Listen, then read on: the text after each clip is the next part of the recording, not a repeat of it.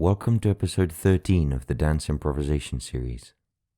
I have decided to start uploading the episodes in their entirety on Instagram, having come to the realization that dancers tend to use this platform more than YouTube. I will still upload them there, however, so you can use whichever one suits you best. I have been thinking about a question lately regarding dance and about one's place in the dance world. The question is the following: how do we find our path in the dance world? In other words, what's the best way to discover what type of dancing we enjoy the most?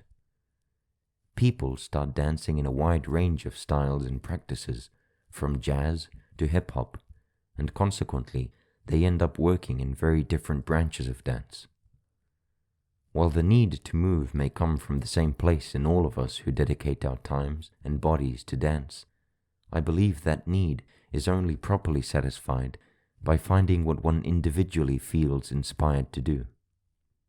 That doesn't necessarily mean that we have to adhere to one style of dance.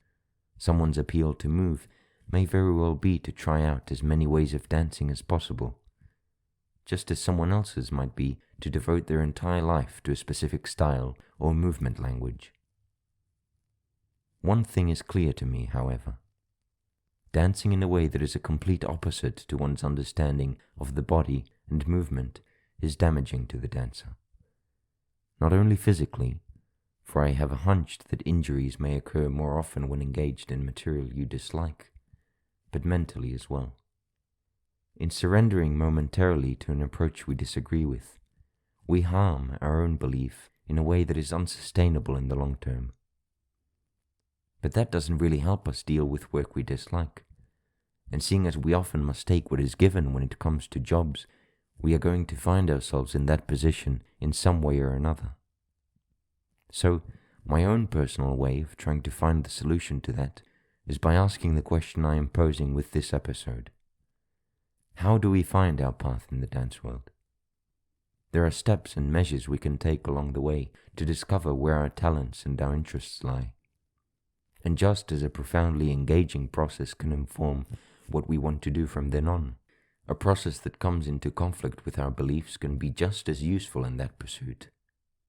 In reference to the conversation I had with Olivia and Kona, which I recommend you listen to if you haven't already, it is important to remember that we have the choice and the power to invest ourselves in a choreography in as much as that choreography is giving back to us. This is not an excuse to be lazy or fail to do one's job, and we should aspire to approach new choreographies and styles with an open mind. We can always learn more, after all, but in the end, we are working for ourselves, and it's vital that we develop our individual styles and understanding of movement, for that is where we'll find most meaning. Perhaps that can be found in improvisation.